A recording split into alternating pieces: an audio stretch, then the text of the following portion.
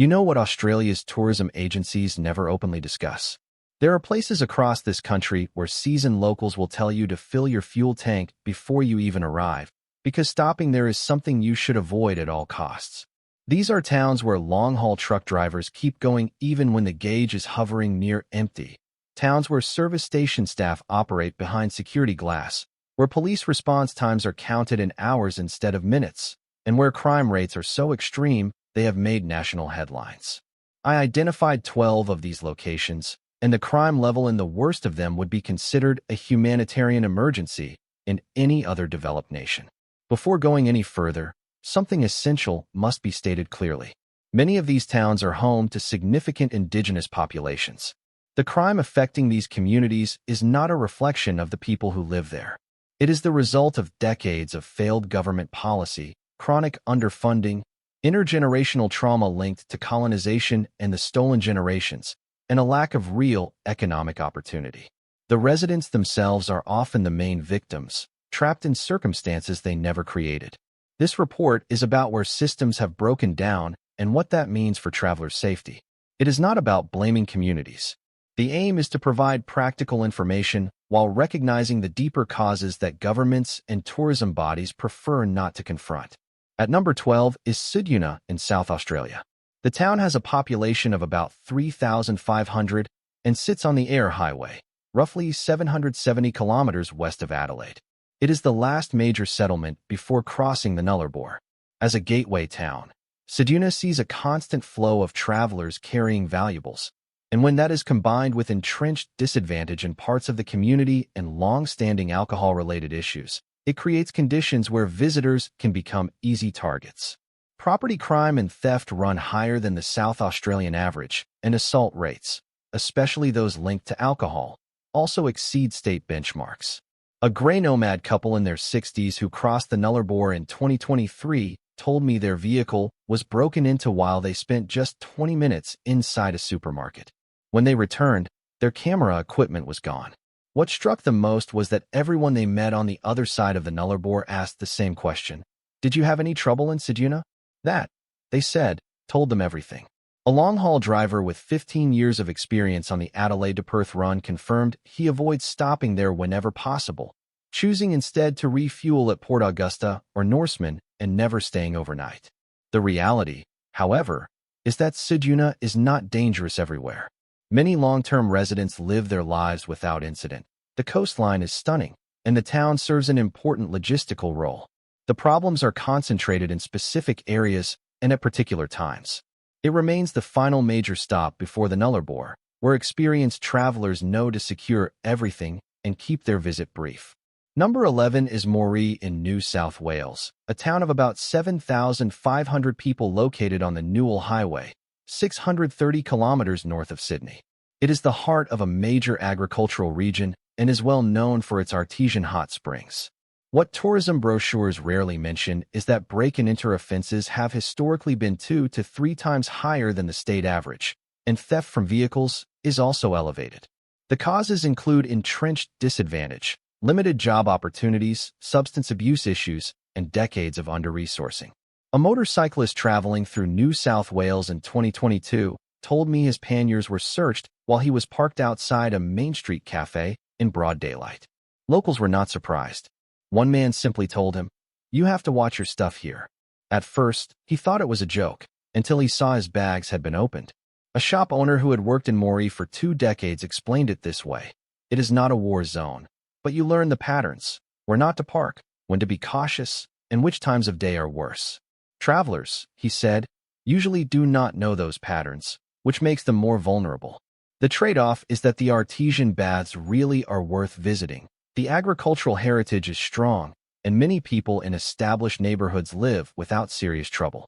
Crime, however, is concentrated in specific places and times, making Moree a town where locals know the rules and visitors often learn them the hard way."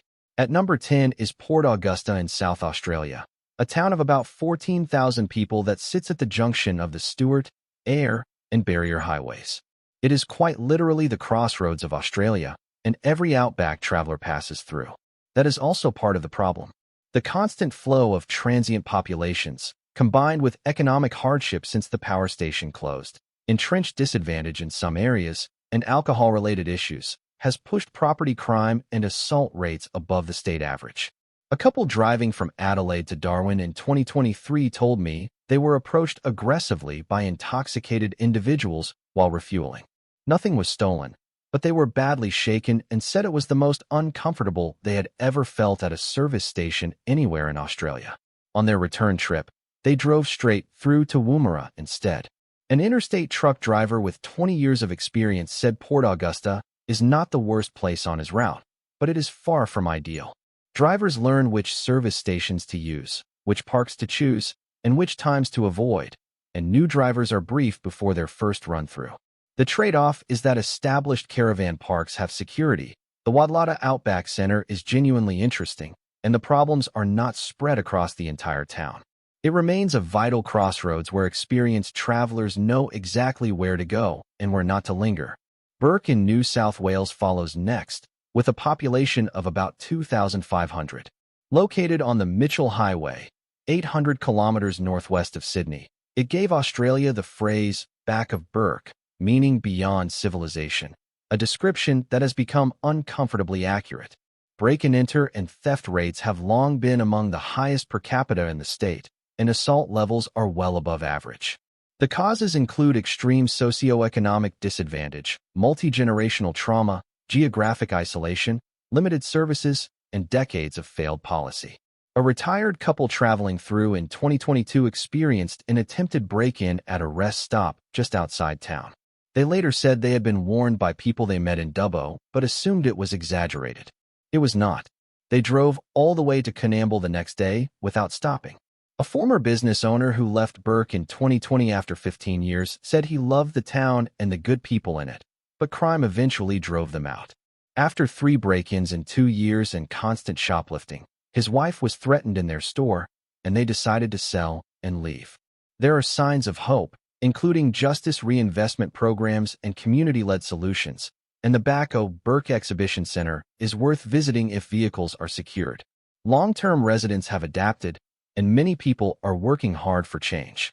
Mount Isa in Queensland comes in at number 8.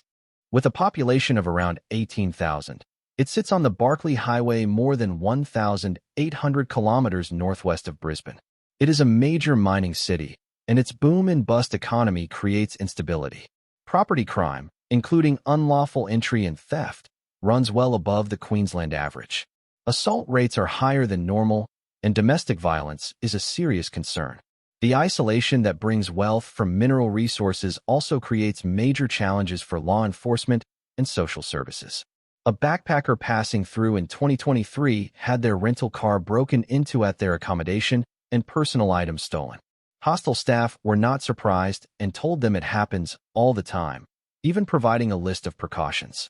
A mining worker who has lived there for 8 years said the problems are real, but there is also a strong community if you know where to look. Crime, he said, is not everywhere all the time. You learn the patterns.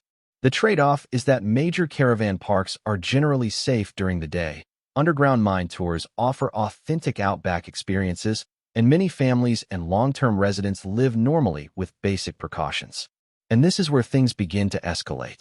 Katherine in the Northern Territory, with a population of about 6,500, sits on the Stewart Highway 320 kilometers south of Darwin and serves as the gateway to the spectacular Nitmaluk National Park. Here, the contrast between natural beauty and social breakdown is stark. Property crime sits well above the Northern Territory average, already the highest in the country, while assault rates are several times the national figure. Alcohol-related violence continues despite measures such as the banned drinker register. As a service center for a vast region of highly disadvantaged remote communities, Katherine draws in people seeking help, which concentrates problems already driven by limited opportunity, intergenerational trauma, and under-resourced services. A family driving from Darwin to Adelaide in 2023 told me they were confronted by an intoxicated group at a service station with verbal threats made. They left without refueling, driving on empty until they found a safer roadhouse. They had planned to stay overnight, but instead kept going until 10 o'clock at night to get further south. A road train driver with 12 years on the Darwin to Adelaide run said everyone who drives through Katherine regularly has a story. His own routine is to time stops carefully, use a specific service station, and never leave the cab at night. The trade-off is that Nitmaluk Gorge and the hot springs are extraordinary, tourism does function, and many families and workers live there successfully. Crime, however, is concentrated in certain areas and times. The advice from experienced travelers is consistent. Fuel during the day, use secure caravan parks, avoid the town center after dark, and consider staying at Mataranka or driving on to Darwin instead. Kununurra in Western Australia has a population of around 5,500 and lies on the Great Northern Highway in the eastern Kimberley, more than 3,000 kilometers north of Perth. It is the gateway to the Bungle Bungles, Lake Argyll, and some of the most breathtaking landscapes in the country. It is also a place where experienced travelers know to take serious precautions. Property crime rates are among the highest in Western Australia. Break-ins and theft are common, and assault rates run several times the state average. Domestic violence is also a major concern. Kununurra functions as a service hub for remote Kimberley communities facing extreme disadvantage. Combined with alcohol availability, multi-generational hardship, and vast distances limiting service capacity, problems persist despite repeated interventions. Tourism brings people carrying valuables, increasing the risk. Retirees on a Kimberley trip in 2023 had their caravan broken into at a rest area outside town, with camping gear and tools stolen. They said everyone they met warned them not to free camp near Kununurra, advice they ignored and paid for. Police took a report but offered little hope. A tourism operator who has lived there for a decade said they love the place and its working community, but they now warn visitors directly to lock everything, avoid walking alone at night, and use secure parks. The landscapes are generally safe. Lake Argyll Caravan Park has better security, and the Ord River and Bungle Bungles are spectacular. It is the town, not the surroundings, that demands caution. At number 5 is Wilcannia in New South Wales. With a population of about 750, it sits on the Barrier Highway 960 kilometers west of Sydney along the Darling River. This is where traveler warnings become almost universal. Break-and-enter and theft rates are among the highest per capita in the state, and assault rates are extremely elevated. These figures reflect deep social and economic collapse. Wilcannia was once a thriving river port of more than 3,000 people. Today, it is one of the most disadvantaged communities in Australia. The COVID outbreak in 2021 exposed severe overcrowding and lack of services that residents had endured for decades. A driver crossing the Barrier Highway in 2022 stopped briefly because of a mechanical noise and was immediately confronted by people demanding money. He fixed the issue with shaking hands and drove straight to Broken Hill. A former teacher who left after 3 years said the children were wonderful, but the systemic failure was overwhelming. When her car was stolen and burned, she gave up. This is not a story about inconvenience for travelers. It is about a community in crisis that needs real investment in housing, health, education, and jobs. Until that happens, the practical advice remains to fuel in Broken Hill or Cobar, about 200 kilometers away, and if stopping is unavoidable, stay with your vehicle and remain alert. Fitzroy Crossing in Western Australia has about 1,300 residents and sits on the Great Northern Highway between Broome and Halls Creek. It carries one of the most heartbreaking distinctions in the country. The community itself begged for alcohol prohibition because violence had become so extreme. Assault and domestic violence rates are among the highest in Australia. In both 2007 and 2022, local women led campaigns calling for alcohol restrictions because they were being killed. That level of desperation speaks volumes. Property crime exists, but violent crime is what stands out. The causes include multi-generational trauma, remoteness, service hub pressures, and decades of government neglect. A couple traveling from Broome to Kununurra in 2023 witnessed a violent incident at the roadhouse and drove on. They had been warned to fuel in Broome or Halls Creek and not rely on Fitzroy Crossing. Deaky Gorge is safer than the town and is worth visiting, but the advice remains clear: do not linger, never stay overnight, and push on for accommodation. The courage of local women fighting for safety shows the strength of the community, even as it continues to suffer from deep trauma. At number 3 is Halls Creek in Western Australia, home to about 1,500 people on the Great Northern Highway between Broome and Kununurra. It is the place where every experienced Kimberley traveler learns to calculate exactly how far their fuel will take them. Property crime is among the highest in the state, and assault rates have been estimated at 10 to 20 times the national average. It is one of the most disadvantaged postcodes in Australia. A grey nomad couple in 2022 said their vehicle was surrounded while refueling and money was demanded. They left without filling up and said it was the only place in 15 years of travel where they genuinely feared for their safety in daylight. A road train driver with 18 years experience said he has driven further than he should have just to avoid stopping there. The advice is unanimous. Daylight only, stay with the vehicle, lock everything, never stay overnight, and use Warmun Roadhouse instead. The residents who live there are victims of systemic failure, not the cause of it. Tennant Creek in the Northern Territory has a population of about 3,000 and sits on the Stewart Highway between Alice Springs and Darwin. There is no alternative route, and every driver knows to be cautious. Property crime runs many times higher than the already elevated NT average, and assault rates are among the worst in the country. The town has made national headlines for child abuse and extreme violence, and has even been the subject of Royal Commission scrutiny. In 2023, a family returned to their car after 10 minutes inside a service station to find marks around the locks from an attempted break-in. The attendant behind the security glass was not surprised. A road train driver of 20 years said Tennant Creek is where drivers earn their pay, with strict rules, daylight only, never leave the cab, refuel, and go. Businesses operate behind heavy security, some with bulletproof glass. The advice is to fuel at Tea Tree or Elliott if possible, and if stopping is unavoidable, do so quickly and in daylight. At number 1 is Alice Springs in the Northern Territory, a regional city of about 26,000 people in the heart of the Red Center, 1,500 kilometers from the nearest capital. This is not a small outpost, yet its crime levels rival those of humanitarian emergencies. Break-ins run 5 to 10 times the national average, and assault rates are roughly 8 to 10 times higher. Youth crime, car theft, and violence have reached crisis levels. In 2023, Woolworths temporarily closed a store due to crime, an extraordinary step in Australia, while youth curfews and emergency federal funding were introduced. This is not rumor. It is a documented national crisis. A retired couple traveling through the Red Center in 2023 experienced just how severe the situation in Alice Springs has become. While staying at a caravan park, their van was broken into, and there was also an attempt to steal their vehicle. During that same visit, they witnessed a violent assault on the street. They told me they had spent a decade traveling across Australia and had never encountered anything like what they saw in Alice Springs. They stayed 3 nights. Their caravan was targeted on the second night, and on the third morning they watched someone being attacked. That was enough. They abandoned the remainder of their Red Center journey and drove straight to Cobra PD.